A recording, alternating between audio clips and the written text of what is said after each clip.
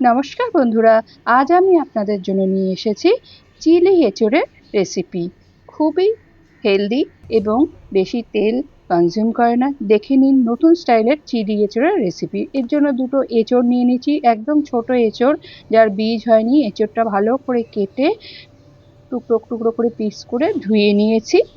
এরপর একটা কড়াইতে জল নিয়ে নিয়েছি, জলে নুন আর হলুদ দিয়ে দিলাম। দিয়ে এবার এঁচোড়গুলো দিয়ে দেবো। একটা নতুন টিপস আপনাদের জানাবো। এই যে কড়াইতে এঁচোড় দিয়ে নুন হলুদ দিয়ে সেদ্ধ করলে দেখবেন কড়াইটা সেদ্ধর পর কড়াইটা পুরো কালো একটা দাগ হয়ে যায়। এই কালো দাগটা যাতে না হয় এর জন্য আমি একটা আপনাদের টিপস জানাতে চাই। সেটি হলো, এই যে এঁচোড়গুলো নুন হলুদ দেওয়ার পর একটু আমি আরেকটা জিনিস মিশিয়ে নেব। তো বন্ধুরা দেখে নিন কি দিচ্ছি। ভিনিগার দিচ্ছি। ভিনিগার দিয়ে যদি এটাকে সেদ্ধ করা হয় ভালো সেদ্ধও হবে আর কড়াইতে কোনো কালো স্পট পড়বে না। তো কিছুক্ষণের জন্য আমি সেদ্ধ করে নিলাম। দেখুন সেদ্ধ হয়ে গেছে। আর আপনাদের দেখিয়ে দিতে চাইবো, দেখুন কড়াইতে কোনো সেদ্ধ হয়ে গেছে আর কড়াইতে দেখুন কোনো কালো স্পট নেই। আমি সরিয়ে দেখিয়ে দিচ্ছি। এই দেখুন কিরকম এইখানটায় কালো, একদম জলের লেয়ারটা যতটা আছে ততটা কালো হয়ে যায়। এই দেখুন এটা সহজে। আর এঁচোড়ের যে আঠাটা থাকে সেই আঠাটাও এই কড়াইয়ে লেগে যায়, সেই আঠাটাও লাগবে না। এবার আমি এঁচোড়ের থেকে জলটা ঝেড়ে নিয়ে আলাদা করে এঁচোড়টা শুকনো অবস্থায় রাখলাম। আর কড়াইতে একটু তেল নিয়ে এঁচোড়টাকে ভেজে নেব। বেশি কড়া করে ভাজবো না, হালকা করে একটু ভেজে নেব।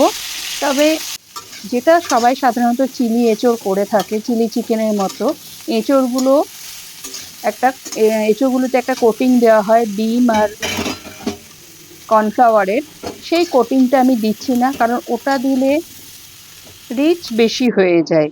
এবার দেখুন পেঁয়াজ, ক্যাপসিকাম, টমেটো আর কাঁচা লঙ্কা কেটে নিয়েছি। কড়াইতে তেল দিয়ে এবার পেঁয়াজগুলো হালকা করে ভেজে নেব। বন্ধুরা পুরো ভিডিওটি দেখার অনুরোধ রইল, স্কিপ করে দেখবেন না, তাহলে এই রেসিপিটা আপনারা অনেক কিছু, আমি এই রেসিপি সম্বন্ধে আরও কিছু বলবো, সেগুলো মিস করবেন। তো অনুরোধ রইল স্কিপ করে দেখবেন না। পেঁয়াজ দেওয়ার পর এবার ক্যাপসিকামগুলো দিয়ে দিলাম। বন্ধুরা এই রেসিপিটা যদি আপনাদের ভালো লেগে থাকে আপনারা অবশ্যই বাড়িতে বানাবেন। আর আমার চ্যানেলটিকে সাবস্ক্রাইব আর বেল আইকন প্রেস করার অনুরোধ রাখলাম। দেখুন পেঁয়াজ বাটা দিয়ে দিচ্ছি যাতে ভালো গ্রেভি তৈরি হয়। পেঁয়াজ বাটা দিয়ে দিলাম। এবার ভালো করে একটু নেড়ে চেড়ে নেব। এরপর আরও কয়েকটা মশলা দিয়ে দেবো। রসুন বাটা দিয়ে দিলাম আর একটু আদা বাটা দিয়ে দিলাম।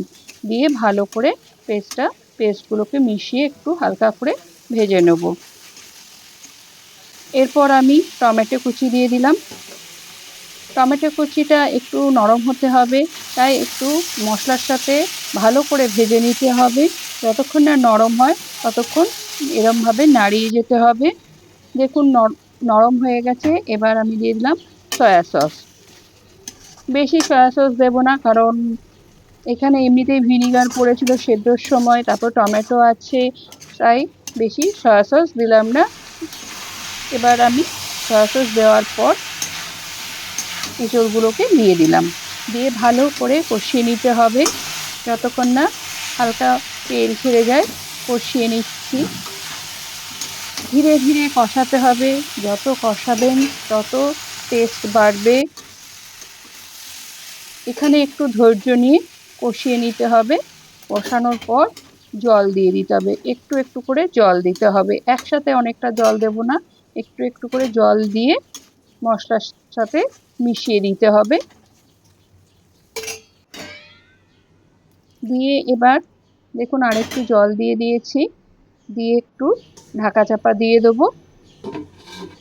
ঢাকা চাপা দিয়ে কিছুক্ষণ 5-7 মিনিট পর আমি তুলে নিলাম, যাতে গ্রেভিটার সাথে এঁচোড়গুলো ভালোভাবে মিশে যায়। এবার দিয়ে দিলাম কর্নফ্লাওয়ার, জলে গুলে দিয়ে দিয়েছি। দিয়ে ভালো করে নেড়ে চেড়ে নেব। এবার গ্রেভিটা আরও ঘন হয়ে যাবে, তাই বারবার এটা নাড়াতে হবে খুন্তির সাহায্যে, যাতে জটলা না পাকিয়ে যায়। নুন দিয়ে দিলাম একটু, বেশি নুন দেব না, কারণ নুন দিয়ে অলরেডি সেদ্ধ হয়ে আছে। আর একটু টেস্টের ব্যালেন্সের জন্য চিনি দিয়ে দেবো। আমি কিন্তু কাশ্মীরি মির্চ আগে ব্যবহার করিনি, কারণ যেহেতু এটা সয়া সসের একটা প্রিপারেশন সয়া সস দিয়ে হবে, সেই জন্য পরে কাশ্মীরি মির্চটা দেব। ধনেপাতা দিয়ে দিলাম। কাশ্মীরি মির্চটা পরে দিলে অন্য একটি পাত্রে তেলের সাথে একটু ফোড়নের মতো দেখুন দিয়ে গুলে আমি কাশ্মীরি মির্চটা এখন দিয়ে দিলাম। এবার দেখুন কালারটা খুব সুন্দর আসবে। আগে কাশ্মীরি মির্চ দিলে কালারটা অতটা সুন্দর আসতো না। তো এই রেসিপিতে আর একটা আপনাদের টিপস দিয়ে দিলাম। এইভাবে যদি কাশ্মীরি মির্চ দেন, তাহলে দেখবেন যে কোনো তরকারির কালারটা খুব সুন্দর আসবে। তো আমার রান্নাটা হয়ে গেল বন্ধুরা। কেমন লাগলো অবশ্যই কমেন্ট বক্সে লিখে জানাবেন। বন্ধুরা, এরকম হেলদি এবং লো অয়েল কনজিউম রেসিপি দেখার জন্য আমার চ্যানেলটিকে সাবস্ক্রাইব ও বেল আইকন প্রেস করার অনুরোধ রাখলাম। আপনারাও এই রেসিপিটা বাড়িতে তৈরি করে খাবেন, সুস্থ থাকবেন। আবার অন্য একটি রেসিপি নিয়ে আসবো। নমস্কার।